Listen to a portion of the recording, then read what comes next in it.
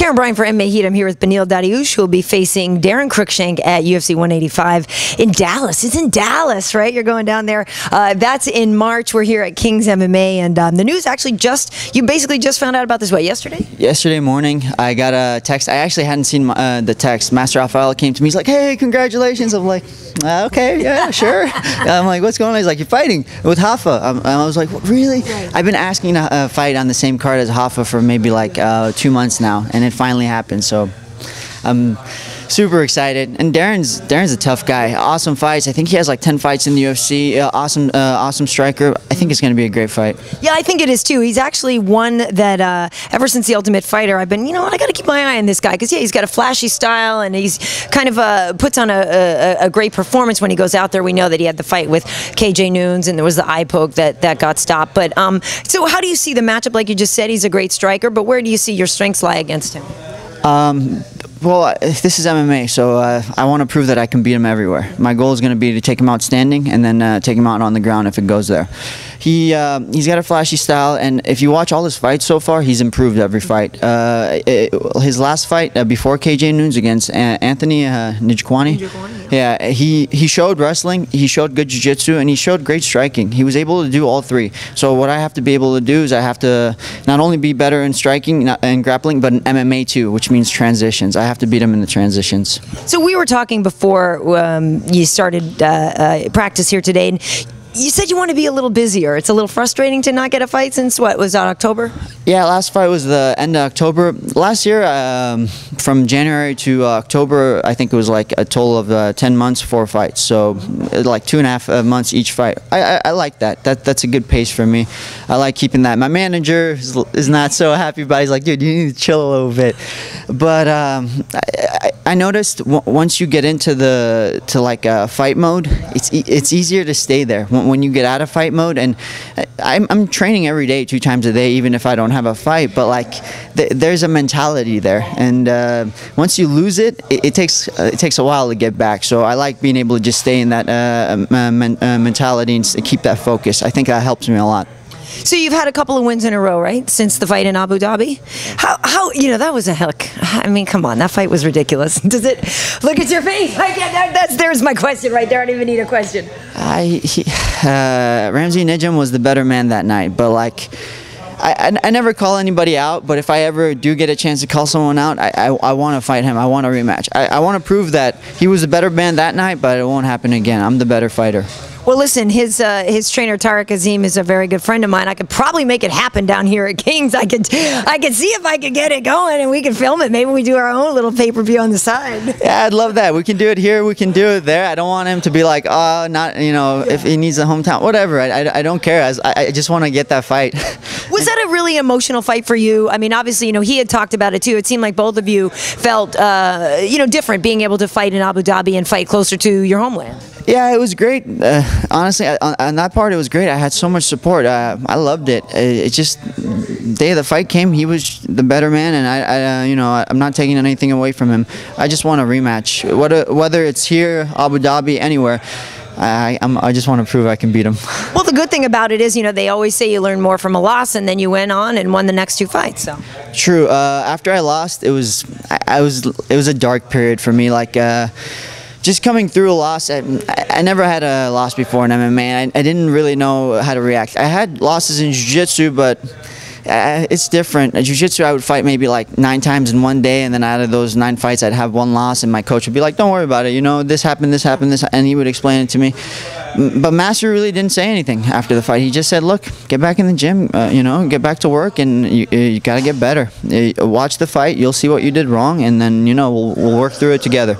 And that's pretty much what happened. Well, I saw you working with Werdum today, so you're putting the hurt on the champ, huh? Yeah, right.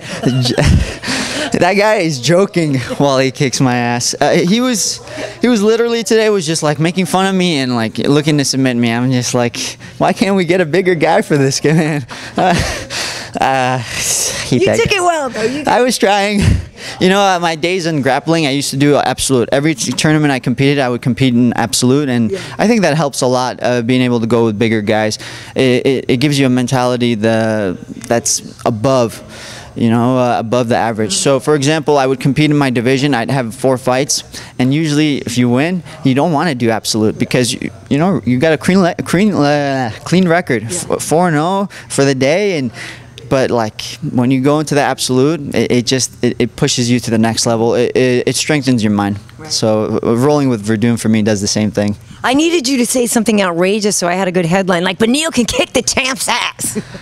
I mean, if he's not looking, I could kick him. Ah, man. If he's got one leg and one arm tied behind his back and he's blindfolded. I'll have Orlando hold him down, maybe, and then I'll kick him or something. It's impossible for me to do anything to him. Even when I get good positions, I had him in half guard, and I was just squeezing as hard as I could, and he just put his hand deep, and he went into deep half guard, and I just thought to myself, there's nothing I can do. I was doing the right things, and it still happened. So I don't know. I have to figure it out. I got to find some big guys to roll with just so I can prepare for him. Right. Very nice. You know, and it's interesting. I want to get back to the Abu Dhabi thing. I know, like I said, you were able to fight closer to your homeland. Is there a great heritage of fighting back in Iran? I mean, I hear people used to wrestle at weddings and things like that. Is that true? I've heard about that. Yeah, I never saw it when I was there, but like when I was younger in Iran, it still is huge as wrestling. Wrestling was a big deal, and Taekwondo. And I don't know if you guys saw, but the Olympics, Iran did really well in Taekwondo. So that was one of the bigger things. I never did any kind of sports in Iran. I was a farmer, so I just kind of paid attention to the sports, and I was a fan, but I came here when I was 9, so I don't remember too much as far as the athletics go because I never participated. But do you find that you have a fan base growing over there regardless of the fact that you haven't been there for a long time? You know, last time I was there, I was 17 and they didn't know anything about the UFC. Now there's jiu-jitsu there. They have jiu-jitsu academies. They've emailed me about going there and teaching jiu-jitsu and just going there for seminars, and I couldn't believe it. Like, nobody knew anything about it a few years ago, and now it's all the rage. UFC is growing so fast. I can't imagine what's going to be in the next 5 years. Well, I think you need to go over there. You need to get a friend in real estate and just start having the Dariush schools of fighting over there. It's my plan for you. And by the way, you can tell I love saying your last name. I don't know if I'm saying it correctly or not. You are. But it's one of you. Because I love it. Whenever I'm on Fox and I get to say it, I'm like, yes! Yeah. I just love saying your name. I don't know why. It's just fun. You know, I don't know why. I'm just sharing that with you. That's the first time I've heard that. I'm glad. Most people mess it up, so I'm glad to hear you enjoy it. Most people are like Darius, Dariush, or like Dariush. I've had so many different names. Hey man, call me Benny.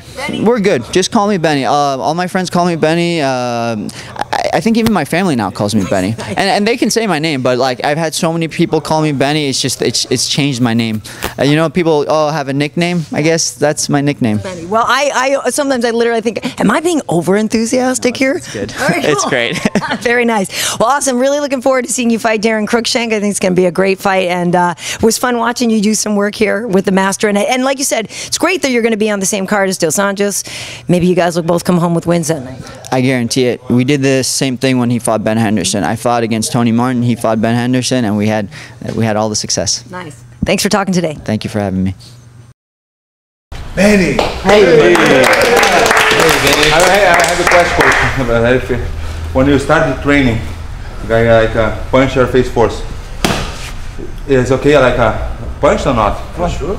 But he started like a boom after that. No, I didn't ask a question. I hit you. I don't say you. And then it's all like get out of here, bro. You're like, hit you. It's okay, like, no punches, no punches.